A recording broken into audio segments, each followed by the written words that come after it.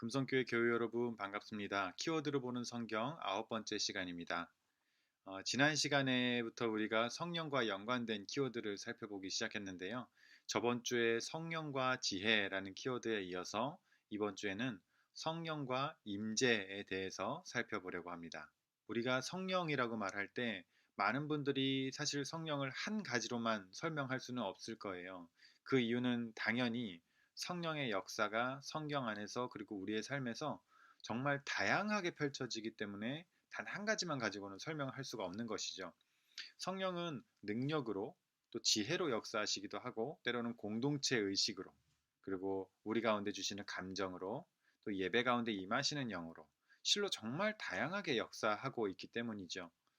우리가 저번 시간에는 주로 우리의 삶을 도우시는 그리고 우리에게 지혜를 주시는 보혜사 성령에 대해서 알아보았다면 이번 시간에 우리가 나눠볼 이 성령의 임재는 마찬가지로 성경에 나온 것들을 위주로 살펴볼 것인데 대부분 이 교회나 그리고 공동체와 연관이 깊습니다. 함께 말씀을 찾아서 이 부분을 같이 살펴보도록 하겠습니다. 먼저 성경에서는 구약에서도 성령이 임재하는 장면이 나오고 또 신약에서도 성령이 임하는 장면이 등장합니다. 그런데 이 구약과 신약의 성령께서 임재하시는 방식이 차이점을 보여요. 가장 큰 차이점이 무엇이냐면은 구약에서는 성령이 한 명의 이 영웅적인 인물, 한 명의 인물에게 임하셔서 그 공동체를 구원으로 이끄십니다. 근데 신약에서의 성령은 각 구성원, 공동체의 구성원에게 임해서 교회를 이루어 가신다라는 거예요. 이것은 마치 우리가 과거의 제사장 중심의 신앙, 구약 때의 제사장 중심의 신앙에서 성도 중심의 신앙으로 이 신약 시대에 옮겨간 것처럼 또 이 하나의 제사장에서부터 만인 제사장으로 옮겨진 것과 같은 흐름을 띠고 있어요. 따라서 한 명의 영웅적인 리더십에 의존하는 그 성령의 방식은 뭐 아예 틀렸다라고 볼지는 않지만은 구약적인 방식, 구약적인 접근이라고 볼 수가 있고 또 신약적인 그리고 오늘날 상황에 맞는 교회는 이 모두의 의견과 합의가 중요해진 교회의 형태가 바로 신약적인 교회의 형태라는 것이죠. 교회에서 우리는 당연히 리더를 세웁니다. 그리고 리더를 세우는 것이 중요하지만 정말 중요한 것은 교회가 우리 모두에게 성령이 부여되었다라는 그 신앙을 굳게 붙들어서 합의의 형태를 어떻게 가져가서 교회에서 어떻게 의사를 결정하는지가 건강한 교회의 척도가 될 수 있다라고 또한 말씀을 드릴 수 있겠어요. 다시 원래의 논의로 돌아와서 성경에서는 성령이 임재하는 방식이 굉장히 다양하기 때문에 이 특징들을 몇 가지 단계로 우리가 나눠서 살펴볼 수가 있습니다. 그래서 이렇게 화면에 제가 보여드린 대로 네 가지 단계로 나누어 볼 수가 있는데 가장 먼저는 이스라엘이라는 나라가 시작될 때에 하나님께서 출애굽을 하시면서 하나님께서 인도해 주시는 그 가운데 임하셨던 성령의 임재. 그 두 번째는 이 예언자들을 통해서 성령에 대한 메시지들이 들어가는 부분, 그리고 세 번째는 예수 그리스도를 통해서 드러난 성령의 사역, 그리고 네 번째로는 오순절 사건으로 시작이 되는 성령의 사역들, 이렇게 네 가지로 나눌 수가 있는데 중요한 것은 성경에서 이렇게 역사가 진행되는 그 과정에 따라서 성령께서 역사하시는 그 모습을 보여주는데 이전 단계들을 포함하면서 새로운 모습을 보여주시는 형태로 이렇게 진행이 되고 있습니다. 이제 각 단계들을 한번 자세히 살펴보겠습니다.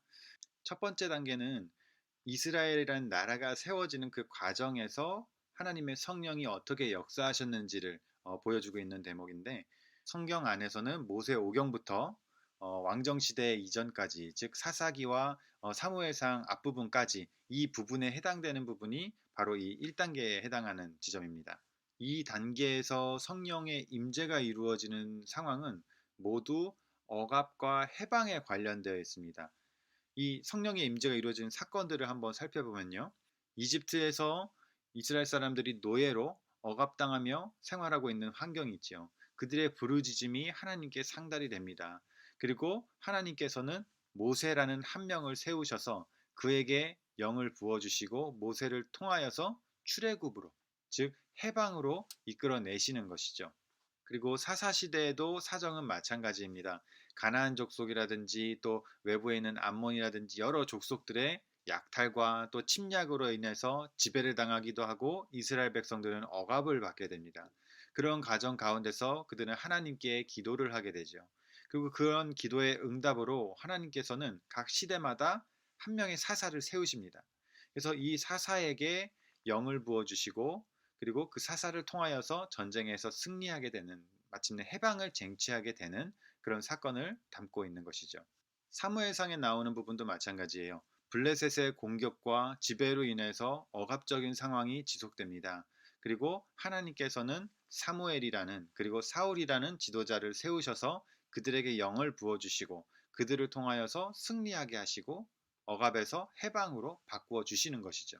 바로 이와 같은 상황 가운데서 하나님의 영은 모세에게 그리고 사사들에게 사무엘에게 임합니다. 몇 가지 본문을 통해서 간단하게 확인을 해보겠습니다. 가장 먼저 모세에 대한 부분이에요. 민수기 11장 17절에 보면은 내가 강림하여 거기서 너와 말하고 내게 임한 영을 그들에게도 임하게 하리니 라는 부분이 나와요. 그러니까 이것은 모세가 자신의 리더십을 이제 분배하는 과정에서 나온 말인데 여기서 보면은 하나님의 영이 모세에게 임했다라는 증거가 나오고 있지요. 그리고 모세의 뒤를 이은 여호수아도 마찬가지입니다. 신명기 34장 9절 말씀해 보면요.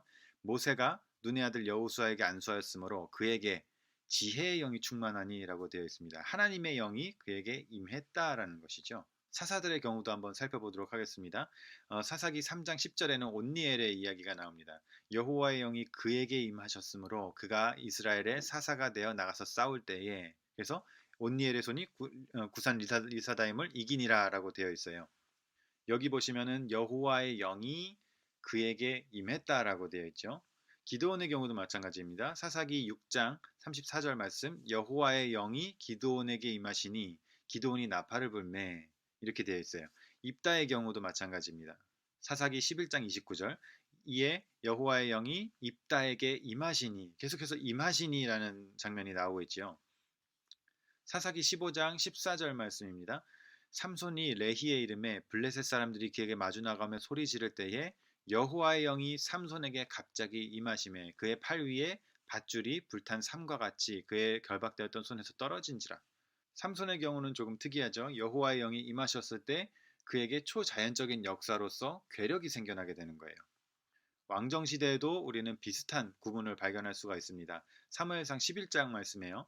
사울이 이 말을 들을 때에 하나님의 영에게 크게 감동되매 그의 노가 크게 일어나 한 겨리의 소를 잡아 각을 뜨고 전령들에게 손으로 그것을 이스라엘 모든 지역에 두루 보내어 이르되 이렇게 되어 있습니다. 사무엘상 16장 13절 말씀이요. 사무엘이 기름 뿔병을 가져다가 그의 형제 중에서 그에게 부었더니 이날 이후로 다윗이 여호와의 영에 크게 감동되니라. 여러분 우리가 많은 말씀을 살폈는데 우리는 이렇게 결론을 내려볼 수가 있죠. 이렇게 하나님의 영은 택하신 한 사람에게 임하시고 그리고 하나님의 영이 임한 사람은 때로는 삼손처럼 특별한 능력을 발휘한 사람도 있지만은 대부분의 경우에는 이들로 인해서 공동체를 위기에서 건져내는 역할을 감당한다는 것이죠. 성령이 그들에게 임하면 그들은 이 민족 전체에 이스라엘 민족 전체에 민족이라는 그 일체감과 또 공동체로 행동할 수 있게 하는 그런 공동체성 그리고 하나님을 향한 믿음과 신뢰를 불러일으킨다는 것이죠. 그래서 그들이 억압당하고 좌절하고 있는 그 상황에 그러한 위협에 저항하고 억압의 멍에를 떨쳐버리게 되는 거예요. 바로 위기 상황을 극복할 소망을 얻게 하는 것이죠. 아까 읽은 사사기 6장 34절 말씀 다시 한번 읽어보겠습니다. 여호와의 영이 기드온에게 임하시니 기드온이 나팔을 불매 아비에셀이 그의 뒤를 따라 부름을 받으니라. 기드온이 또 사자들을 온 므낫세 두루 보내매 그들이 모여서 그를 따르고 또 사자들을 아셀과 스불론과 납달리에 보내매 그 무리도 올라와 그를 영접하더라. 이 말씀을 통해서 우리가 알 수 있는 점은 하나님의 영이 임한 지도자가 이 공동체를 규합했을 때 이전에 억압당하면서 좌절하고 도망치던 그 무리가 그 공동체가 다시 하나님의 영을 받은 사람을 중심으로 뭉쳐지게 된다는 것이죠. 사무엘상 7장 말씀 읽겠습니다. 사무엘이 온 이스라엘의 온 족속에게 말하여 이르되 만일 너희가 전심으로 여호와께 돌아오려거든 이방의 신들과 아스다롯을 너희 중에 제거하고 너희 마음을 여호와께로 향하여 그만을 섬기라. 그리하면 너희를 블레셋 사람의 손에서 건져내시리라. 이에 이스라엘 자손이 바알들과 아스다롯을 제하고 여호와만 섬기리라. 이렇게 되어 있습니다. 이 말씀을 보면 하나님의 영이 임한 사무엘이 지배와 그 좌절 가운데 빠져 있는 이스라엘 공동체를 다시 하나님께로 나올 수 있게 하는 그 신앙의 자리로 불러들인다는 것입니다. 그래서 그들에게 다시금 소망과 용기를 불러일으키는 모습을 보여주고 있다라는 것이죠. 이렇게 하나님의 영이 임하는 사람들은 성경에서 때로는 영웅적인 모습으로 그려지기도 하지만은 완전하진 않은 우리와 같은 성정을 가진 인간의 모습을 보여주기도 합니다. 예를 들어 기드온은 이스라엘 전쟁에서 승리로 이끌었던 사람이지만 이후에 우상을 만들어서 공동체의 타락을 불러온 인물이기도 해요. 사울은 승리한 후에 자신이 교만해지고 불순종하면서 하나님께 버림을 받게 되는 인물이죠. 사사기 8장 27절 말씀해 보시면 기드온이 그 금으로, 이것은 전리품으로 받은 금입니다. 그 금으로 에봇 하나를 만들어 자기의 성읍 오브라에 들어 두었더니 온 이스라엘이 그것을 음란하게 위함으로 그것이 기드온과 그의 집에 올무가 되니라. 그러니까 우상을 하나 만든 거예요. 그래서 이스라엘 백성이 그것을 섬기게 돼서 우상 숭배로 이끌어냈다라는 대목이 되는 것입니다. 사무엘상 15장 말씀에는 사무엘이 사울에게 이르되 나는 왕과 함께 돌아가지 아니하리니 이는 왕이 여호와의 말씀을 버렸으므로 여호와께서 왕을 버려 이스라엘의 왕이 되지 못하게 하셨음이니이다 하고, 그렇기 때문에 성령께서 어떤 특정 사람에게 임하셨다라는 것은 그 사람 자체가 영웅적으로 칭송받아야 될 것이 아니라 기드온은 끊임없이 하나님의 동행하심을 의심하고 하나님께 표적을 구했던 사람이에요.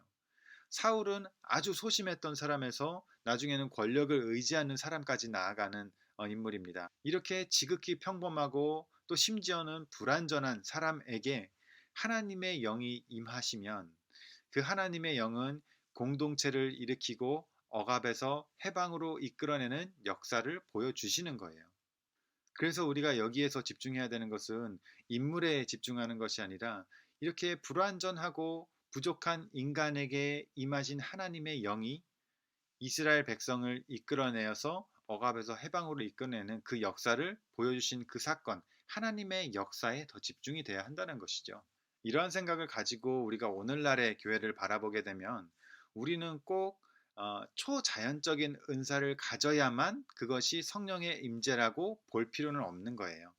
예를 들어서 오늘날 어느 한 교회가 어려움을 겪고 있다라고 했을 때 누군가가 혹은 서로가 서로 격려함으로 그 어려움을 극복할 소망을 얻으면서 교회에 대한 마음 그리고 공동체에 대한 마음이 생겨나면서 또 그 어려움을 극복하고 이겨낸다면 그것은 구약에 임재하셨던 성령의 임재 그리고 성령의 역사와 동일한 사건인 거예요.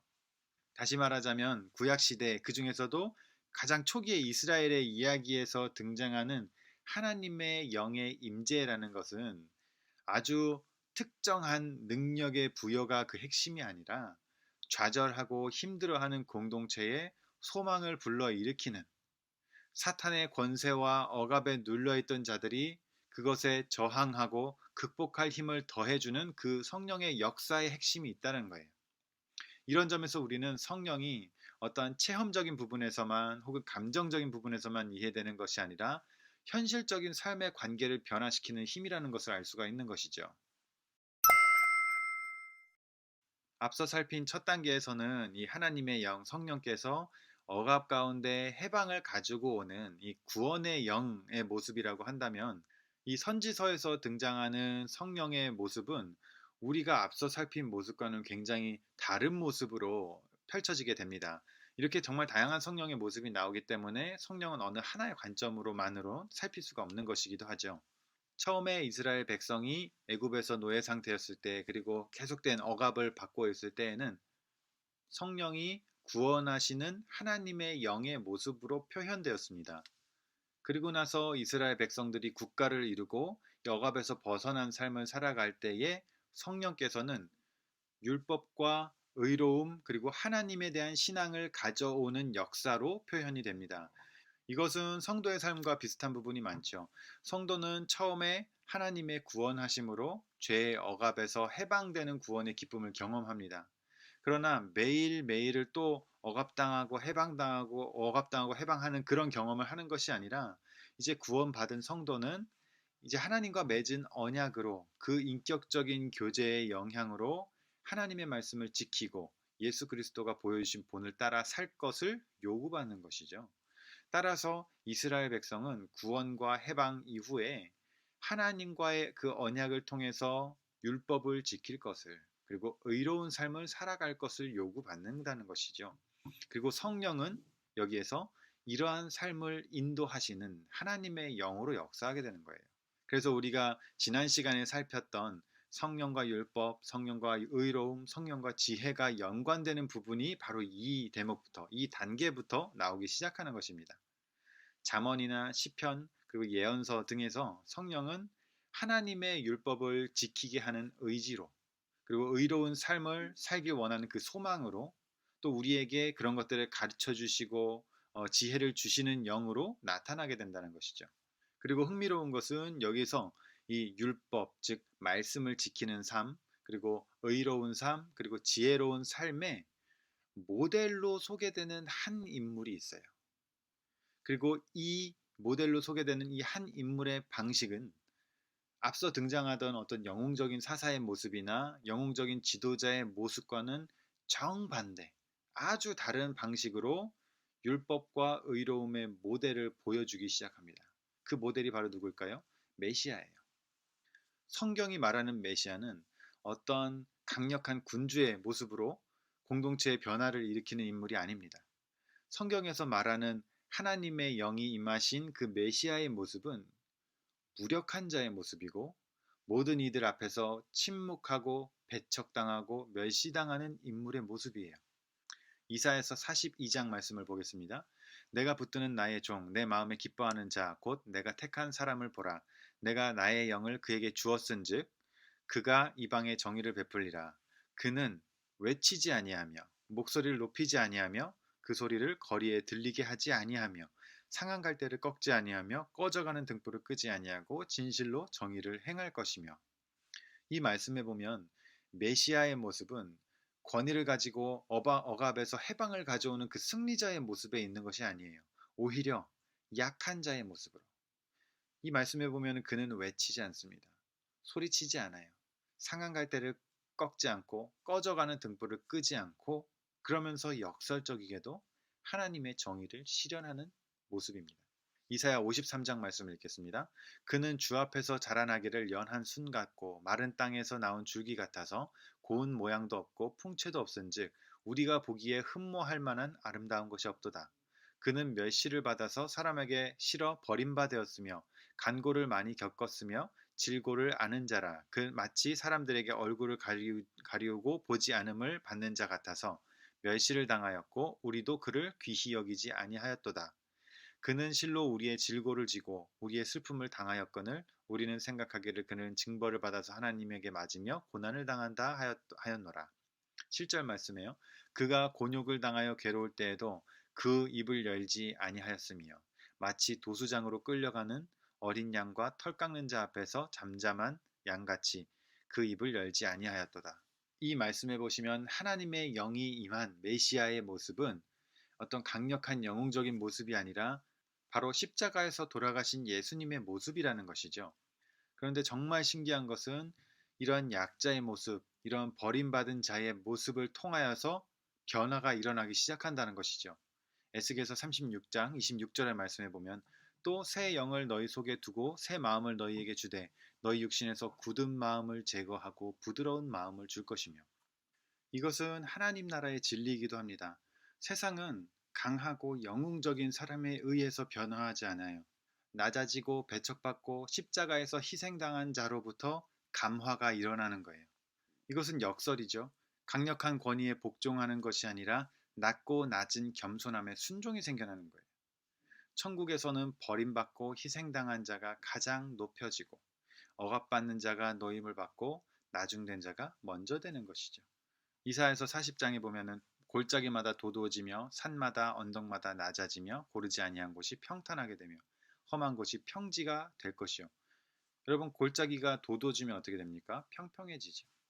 산과 언덕이 낮아지면 어떻게 됩니까? 평평해집니다. 이렇게 하나님의 나라에서는 모든 높아짐과 모든 낮아짐이 평평해지는 것입니다. 마찬가지로 이제 죽임당하신 어린 양이신 예수 그리스도의 성령은 특정한 한 사람에게만 부여되지 않아요. 하나님의 영은 모든 육체에게 이제는 차별 없이 부어지며 남자, 여자, 노인, 젊은이, 남종, 여종 할 것 없이 모두에게 그들은 성령의 인도하심을 경험하고 서로 뜻을 합하여 성령의 온전한 뜻을 드러내는 거예요. 요에서 2장 28절부터 29절까지의 말씀을 보면 그 후에 내가 내 영을 만민에게 부어주리니 너희 자녀들이 장래일을 말할 것이며 너희 늙은이는 꿈을 꾸며 너희 젊은이는 이상을 볼 것이며 그때에 내가 또 내 영을 남종과 여종에게 부어줄 것이며 이렇게 되어 있습니다. 자, 우리가 이 부분까지를 정리해 보면은 처음에 성령은 한 사람에게 임해서 그 공동체 가운데 소망을 일으키며 억압에서 해방으로 이끌어냅니다. 그러한 모습이 오늘날도 아예 없는 것은 아니죠. 오늘날도 당연히 있는 모습입니다. 그런데 그 다음 단계에서 성령은 또한 새로운 모습을 보여주는 거예요. 성령은 우리에게 본이 되는 한 인물에게 임해서 공동체 가운데에 율법과 의로움과 긍휼함과 또 하나님에 대한 신앙의 모습으로 이끌어내게 되는데 그것을 일으키는 방식이 고난받고 희생되고 배척당하고 십자가에 달리는 모습으로 드러난다는 것이고 이렇게 십자가에 달리신 예수 그리스도가 높아진다라는 그 진리에서 우리는 역전을 발견할 수 있다는 것이죠. 바로 모든 산지가 평평해지는 거예요. 그리고 이제 성령은 특정한 사람에게만 임하는 것이 아니라 한 명에게만 임하는 것이 아니라 모든 이들에게 부어지고 그들은 예수 그리스도와 같은 방식으로 세상에서 고난받고 희생당하는 자리로 들어가는 거예요. 그래서 베풀고 나누고 이 세상 가운데 돌 같은 마음을 부드럽게 만들어주고 이 세상에서 하나님의 말씀과 의로움과 긍휼함 그리고 그 가운데 드러나는 하나님을 보여줄 수 있게 되는 거예요. 이것이 바로 예수님께서 하나님 나라를 누르게 비유하신 이유입니다. 하나님의 나라는 이와 같은 방식으로 퍼져나가게 되는 것이죠. 이제 우리가 복음서 부분을 짧게 살펴보겠습니다. 복음서에 보면은 예수님께서 세례를 받으시고 올라오셨을 때 성령이 비둘기같이 임하는 장면이 나옵니다. 이 대목에서 우리는 인간으로 이 땅에 성육신하신 예수 그리스도께서 성령의 임재하심으로 성령과 동행하는 가운데 공생애를 진행하셨다라는 것을 알 수가 있는 대목이죠.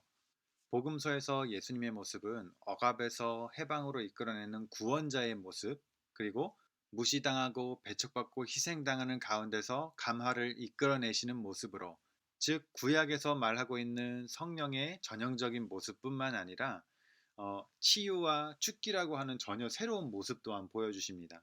마태복음 4장 23절에서 25절까지의 말씀을 읽어보겠습니다. 예수께서 온 갈릴리에 두루 다니사 그들의 회당에서 가르치시며 천국 복음을 전파하시며 백성 중에 모든 병과 모든 약한 것을 고치시니 그의 소문이 온 수리아에 퍼진지라. 사람들이 모든 앓는 자 곧 각종 병에 걸려서 고통당하는 자, 귀신 들린 자, 간질하는 자, 중풍병자들을 데려오니 그들을 고치시더라. 갈릴리와 데가볼리와 예루살렘과 유다와 요단강 건너편에서 수많은 무리가 따르니라. 이렇게 복음서에서 성령께서 함께 하시는 예수님의 공생애에서 보여지는 모습은 구약에서 예고된 모습과 함께 치유와 축기라고 하는 새로운 모습들도 보여주고 있다라는 점을 우리가 알 수 있습니다. 자, 그 다음에 성령의 임재의 네 번째 단계는 오순절 마가의 다락방에서 있었던 성령 강림 사건입니다. 이 오순절 사건은 모든 산지가 평지가 된다는 말씀, 그리고 모든 이에게 영을 부어주리라 라고 예언한 말씀이 실제로 이루어진 순간인 거예요. 그리고 이 성령 강림절에 있었던 사건들 중에서 가장 중요한 사건으로 꼽힐 수 있는 것이 바로 이 방언에 대한 부분입니다. 사도행전 2장 8절에서 11절까지 말씀을 읽겠습니다. 우리가 각 사람이 난 곳 방언으로 듣게 되는 것이 어찌 됨이냐. 우리는 바데인과 메데인과 엘람인과 또 메소보다미아, 유대와 갑바도기아, 본도와 아시아, 부르기아와 밤빌리아, 애굽과 및 구레네에 가까운 리비아, 여러 지방에 사는 사람들과 로마로부터 온 나그네 곧 유대인과 유대교에 들어온 사람들과 그레데인과 아라비아인들이라.